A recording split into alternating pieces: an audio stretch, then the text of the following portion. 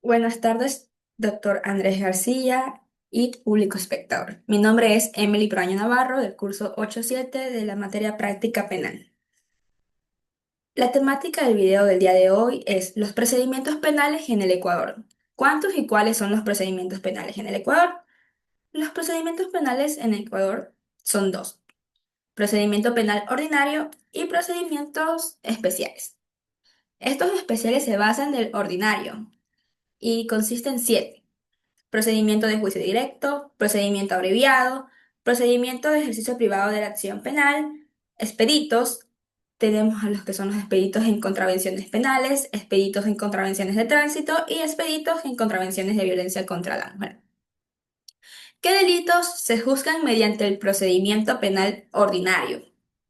Bueno, este procedimiento es el único proceso judicial en el país que tiene dos fases.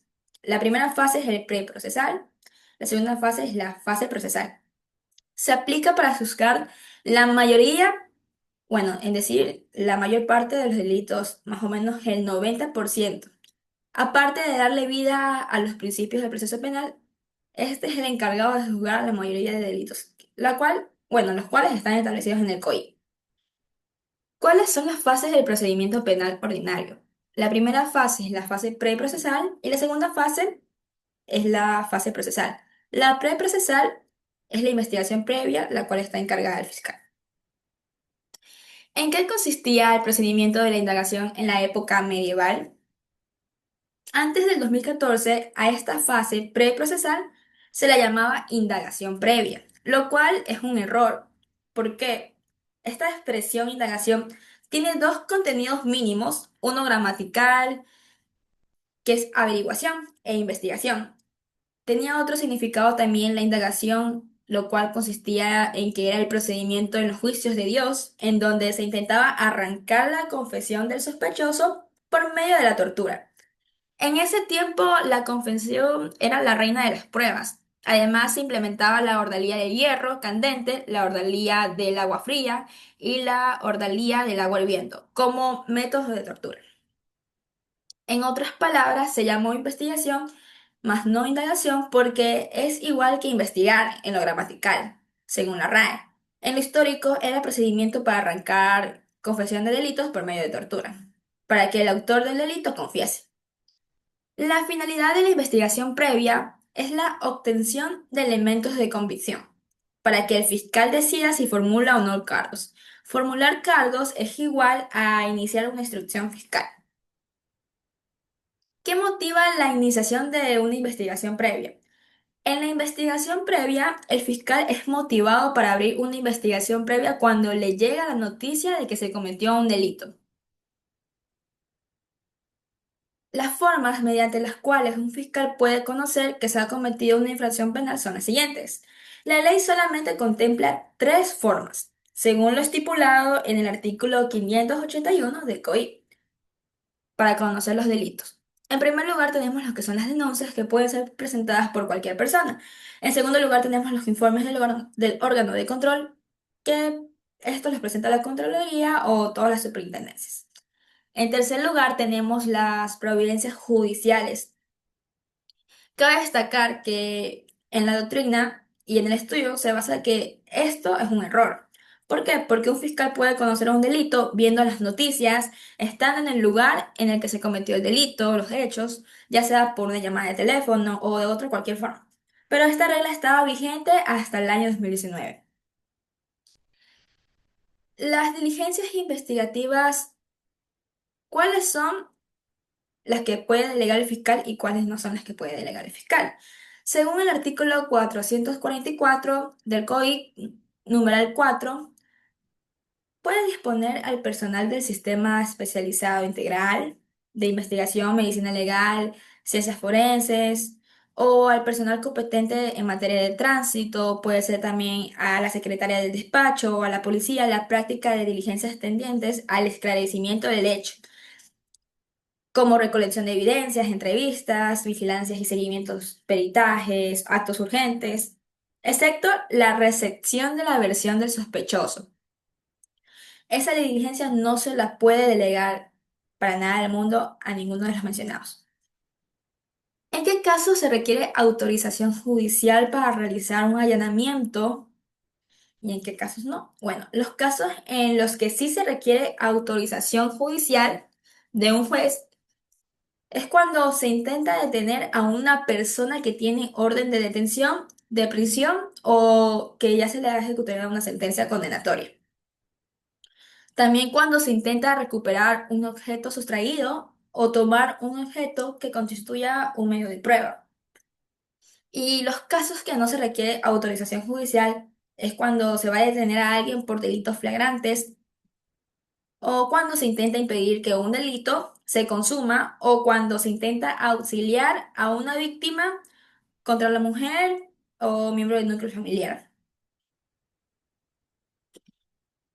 ¿Qué tipo de delito cometería quien difunde la información producida dentro de una investigación previa? Cometería el delito establecido en el artículo 180, difusión de información de circulación restringida, lo cual se basa en que, bueno, empezando por la pena privativa de libertad de aquel delito es de 1 a 3 años. Esto consiste en la información de circulación restringida, ¿no? Lo cual es la información que está protegida expresamente con una cláusula de reserva prevista en la ley, la información producida por la Fiscalía en el marco de una investigación previa, la información acerca de las niñas, niños y adolescentes que violen sus derechos según lo previsto en el Código Orgánico de la Niñez y Adolescencia. Existe una base legal como sujeto procesal que nos confiere en copia de las actuaciones dentro de una investigación prueba. Claro, en la investigación previa sí existe. Bueno, sí existe en el Código Orgánico de la Función Judicial, en el artículo 282, numeral 3, inciso 2. Esto, bueno, este fragmento del artículo, en el numeral 3, inciso 2, nos indica que este consiste en que a petición expresa de la o el denunciante, imputado, imputado o procesado, se facilitarán copias electrónicas o físicas certificadas de lo actuado. No se requerirá orden motivada de la o el juzgador, inclusive en la fase de investigación previa. La investigación previa tiene plazos de duración. En primer lugar, tenemos que si en un año de investigación previa, si el delito tiene 5 años. 2 años para la investigación previa si el delito que se investiga contempla una pena que se supera a los 5 años. Es decir, que en un año la investigación previa va a durar 5 años. 2 años la investigación previa si el delito que se investiga contempla una pena que supera los 5 años. ¿Quién es el órgano facultado para archivar una investigación previa? Únicamente el juez de garantías penales. Solo él puede archivar, cerrar la investigación previa, nadie más. El fiscal solo solicita el archivo y manda todo el expediente al juez. ¿En qué casos el fiscal debe solicitar el archivo de una investigación previa? Casos para que se dé el archivo. Excedidos los plazos señalados para la investigación o no se ha obtenido elementos suficientes para la formulación de cargos. En segundo lugar, cuando el hecho investigado no constituye delito. Porque por lo general existen usuarios que realizan múltiples denuncias que a la final no tienen elementos probatorios suficientes para generar lo que es la investigación. Uno de los obstáculos legales insubsanables que llevarían a la Fiscalía a solicitar el archivo de la investigación previa es la extinción del ejercicio de la acción penal. Y entre esta tenemos a la amnistía, que proviene del término de amnesia. Amnesia que constituye el olvido, ¿no? El olvido del delito por parte del Estado. Este se da a través y únicamente del órgano de la Asamblea Nacional. Solamente puede concederse por delitos políticos. La Asamblea puede amnistiar y eso va a impedir que el fiscal formule cargos y va a mandar al fiscal que solicite el archivo. También se dan en desistimiento de la víctima. En casos que cabe el perdón o remisión de la víctima, solo en los delitos de ejercicio privado. Solo en estos delitos no sería aplicado para la investigación previa, porque solo cabe en los ejercicios privados. Es cuando la víctima pide dejar sin efecto la denuncia o la acusación para que el proceso termine solo si la ley lo permite.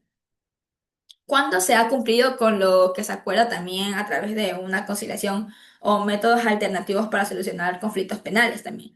Cuarto punto, tenemos también lo que es si se muere el sospechoso, se extingue también. Y por último, la prescripción. Por el paso del tiempo, el fiscal no podrá formular cargos por el delito. En la prescripción, brevemente mencioné de que para los de ejercicios de acción penal privado son 180 días si no se ha iniciado el procedimiento penal, es decir, no se ha presentado una querella. 2 años cuando el proceso tiene abierto, está de manera abierta en todas sus fases, sin sentencia. Si pasa el tiempo, ha operado la prescripción de instancia. Y esto solo durará 2 años. En el caso de los delitos de ejercicio de acción pública, si no se inició el proceso penal, el caso de prescripción es igual a la pena máxima del delito, contado desde que se comete.